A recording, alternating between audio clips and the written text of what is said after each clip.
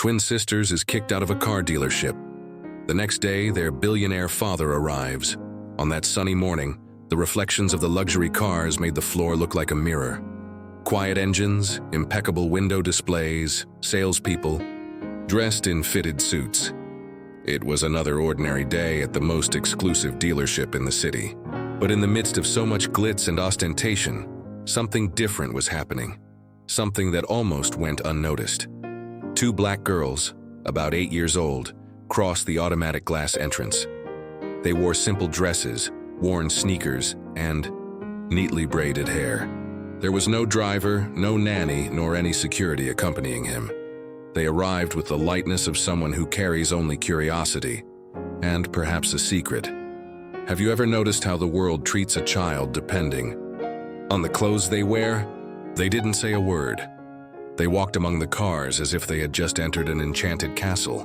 One pointed to the shiny hood of an Italian model. The other peered inside a futuristic SUV, her eyes wide as if she were watching a movie. Shy, smiles, small fingers almost touching the chrome mirrors. Innocence was palpable, but unfortunately, not everyone can see purity where there is no status. That's when one of the sellers frowned. A tall man, with his hair fixed as if each strand was part of a sales strategy. His eyes ran over the girl's simple clothes and landed on the worn sandals. His gaze said it all before his mouth even opened. They don't belong here. Have you ever been judged just for going somewhere? Just for existing? He turned around with a small smile and discreetly called the reception. But it was not a call for help. It was an unspoken order. Get it out of here. Meanwhile, the girls followed in amazement, not realizing that they were becoming the center of a silent attention, but not kind. The contrast between the brightness of the machines and the look of suspicion hung in the air. And what seemed just a moment of childish enchantment was about to become a painful trial. But what if I told you that that scene was being watched? From a place where no one expected it? That showroom would hide a truth capable of turning everything upside down? You'll want to know who actually walked into that store, because what comes next changes everything.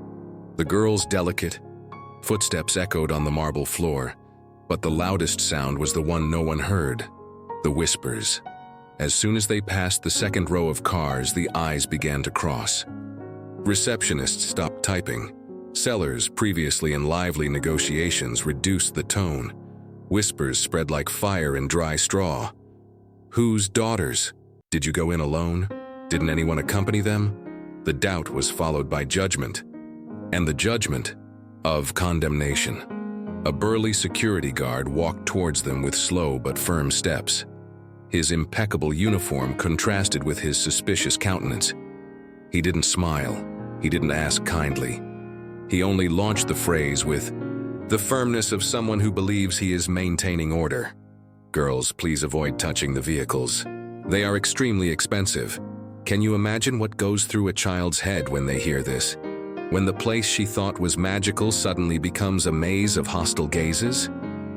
One of the girls let go of her sister's hand, trying to explain. We just wanted to see the new car, the one who appeared on TV.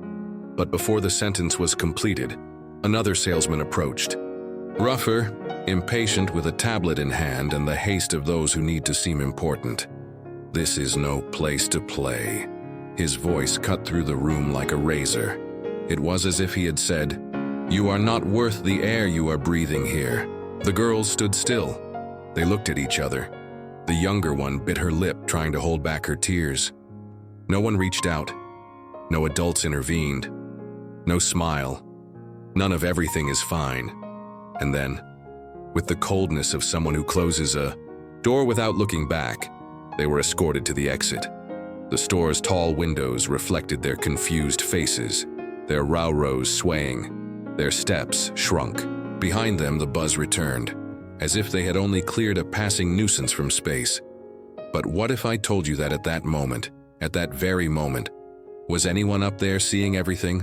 Writing down every gesture, every omission? That? The silence of the girls was just the beginning of a deafening response. You'll want to know who it was, because what was about to happen No one there could have predicted it. Up there, on the second floor of the dealership, there was a room that no one dared to knock on without being called. The mirrored glass that covered the entire wall allowed you to see everything, but no one knew who was behind it. That room was known as the strategic heart of the company. There were decisions that moved millions. But that morning, it was where a father's heart almost stopped. Sitting quietly, without a tie, with his elbows resting on the oak table and his eyes fixed on the room below, Jacob Kofi, the chain's founder and owner, watched every second as if time had slowed down. Have you ever witnessed a moment when everything inside you wants to scream, but your answer is the most dangerous silence in the world? He saw his daughters come in, laughing. He saw their innocence stumble over the invisible barriers of appearance. He saw gazes crossing, fingers pointing, whispers growing. He saw the security guard approaching, saw the contempt drip from the seller's face. And even with the blood boiling, he did not come down. He didn't care. He didn't call anyone. Why? Because Jacob knew that humiliation was not an isolated mistake. It was a reflex, a cruel mirror of the culture that was growing, silently, within the very company he created. And at that moment he understood. It was not enough to fire one or two employees.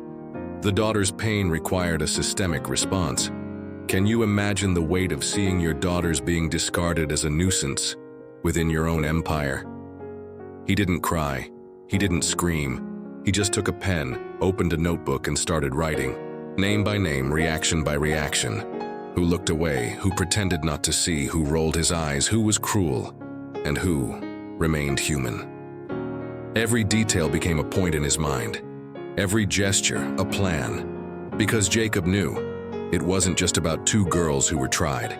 It was about a whole system that needed to be dismantled piece by piece. And the most curious, no one knew he was there, watching, testing. Do you remember the salesman who laughed?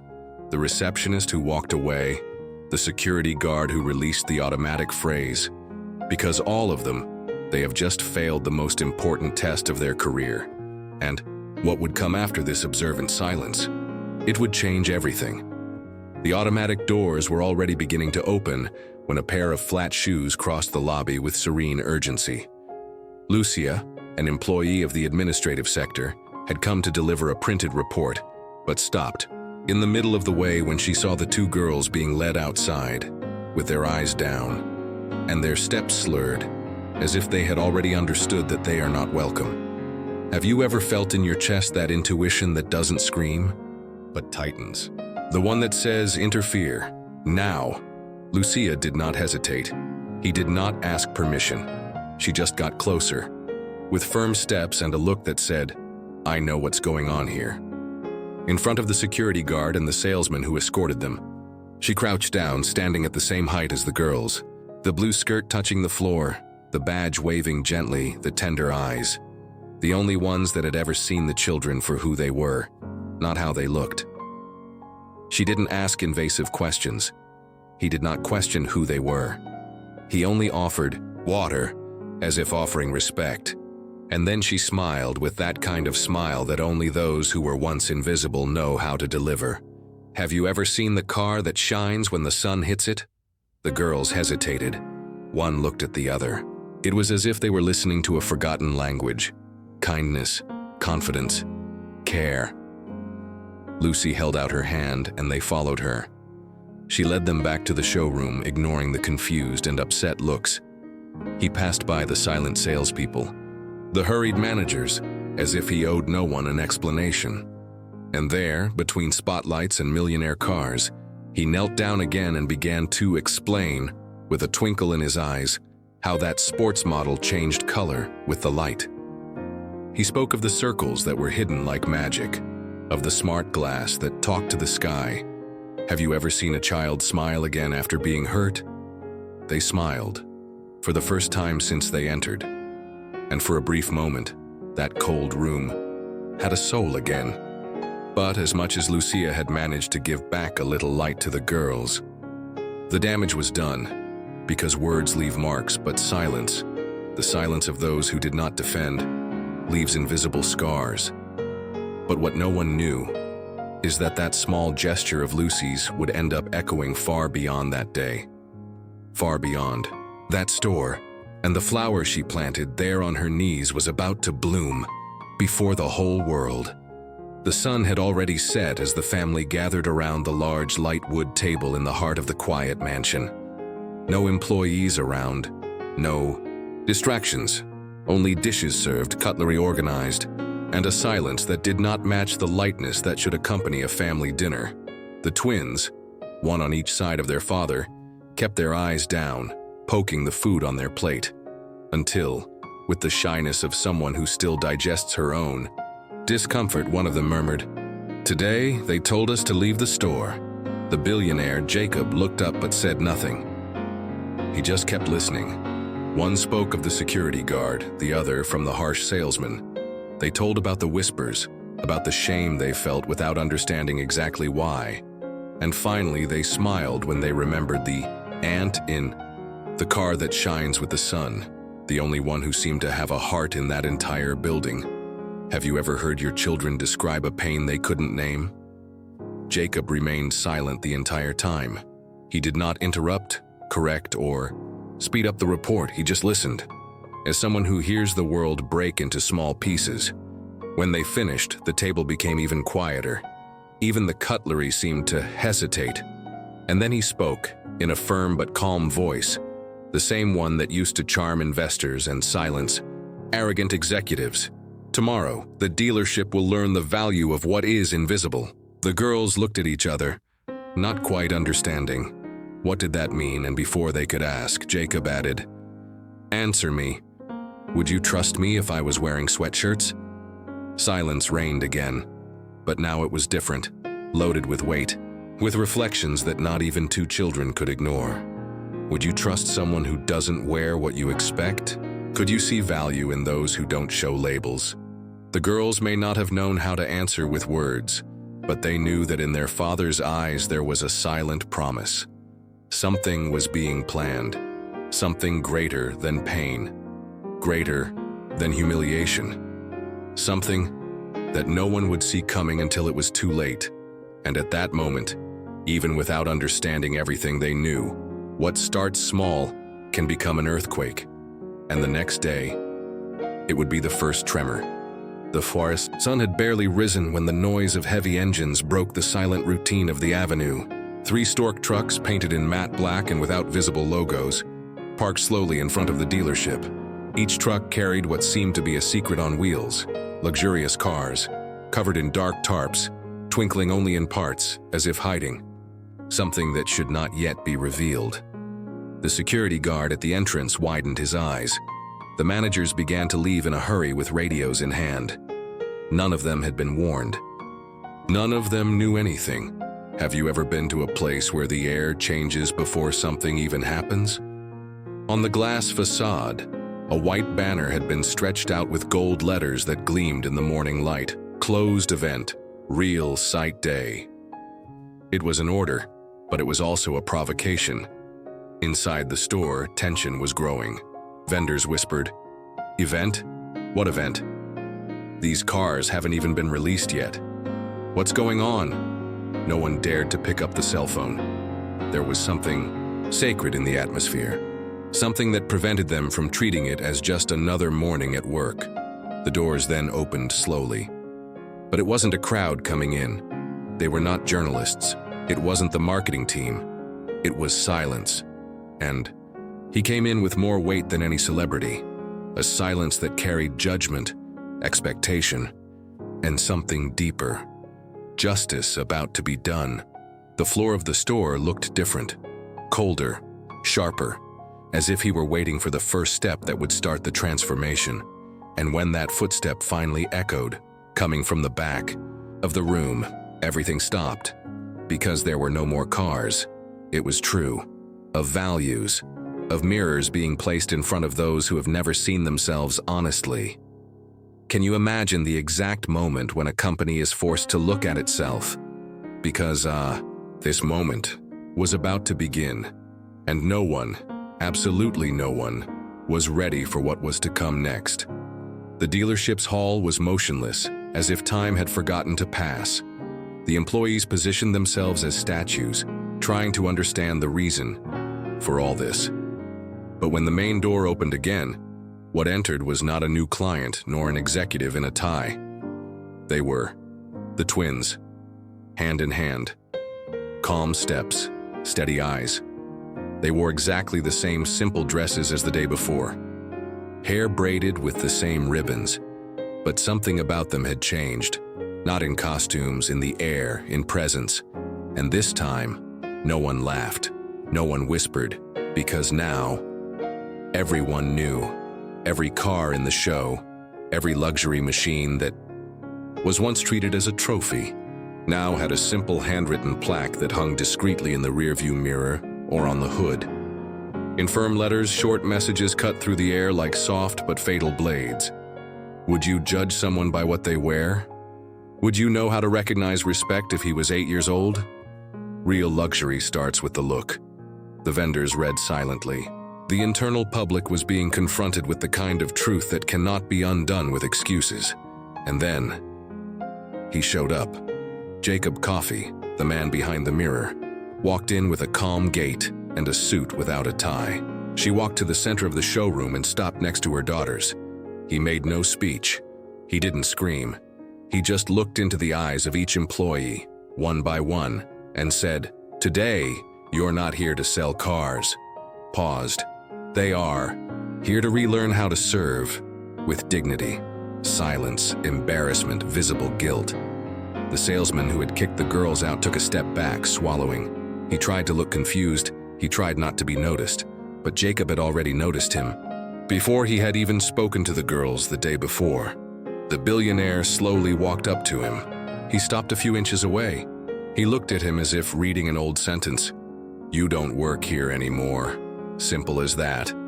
No screaming, no scandal. Only the truth. Clean, raw, unavoidable. Have you ever witnessed the exact moment when an empire decides to change course? Because of two invisible girls? For in that bright hall with handwritten signs and eyes teary with shame, a revolution began. But what was yet to come?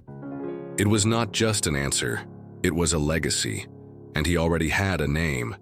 The sun was beginning to set when the last announcement of the day was made. There was no stage. There was no fanfare. Just a circle of employees gathered in the central hall, now no longer taken over by cars, but out of conscience. The floor shone with another kind of light, not that of the reflectors, but that of a change that could be felt even in the breath of those who were there. Jacob, now next to his daughters, held a paper folded in three. He looked at the assembled team, many still not knowing if they were facing a new era or the end of their careers as they knew it. "Today," he said, his voice breaking, "we are not awarding goals. We are rewarding humanity." And then, looking at the back of the room, he called, "Lucia." She hesitated, surprised, looking to the sides as if she didn't believe that her own name was being said out loud. With humble steps, he approached.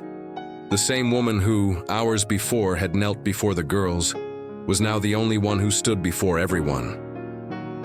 "Starting today," Jacob continued, "Lucy will be our Director of Human Relations, because leadership does not start in the position, but in the heart." But it was not only that. He then announced the birth of a new internal program, one that would bear the name of someone who, without knowing it, had planted the first gesture of transformation. Lucia Project, an initiative that would train all employees of the chain, from the store floor to the central offices, in empathy, respect, and active listening. The goal? That no one would ever pass through that door without being really seen. Neither rich nor poor, neither child nor elderly nor invisible. Can you imagine a world where kindness is domestic politics? At the ceremony, without a microphone, without flash, the twins approached Lucia. One of them held a yellow flower, the other a folded paper. Lucia knelt once again, this time in recognition, and she received from her little hands the most powerful gift she could receive that day. A drawing with the two girls smiling in front of a car, And below, written in children's handwriting, "Thank you for seeing us," Lucia cried. And she was not the only one. The store never went back to the same as before, not only in architecture, but in the soul. And the story of that morning went viral like wildfire.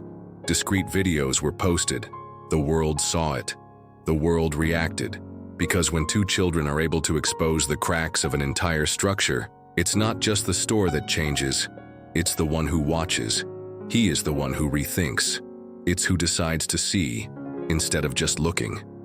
How many times do we pass by someone and we can't see? How many voices do we silence with a look? How many hands do we fail to extend or function? Sometimes the greatest revolutions do not begin with shouts but with silent gestures. With a woman who kneels. With two children who don't ask for anything, in addition to being seen. What happened at that dealership was more than a policy change. It was a brutal reminder that empathy isn't kindness, it's justice.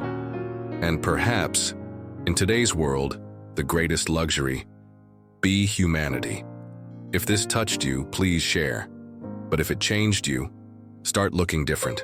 And before leaving, click on the next video, because there you will learn another true story where a simple good morning prevented a tragedy. Watch now before the world continues without seeing.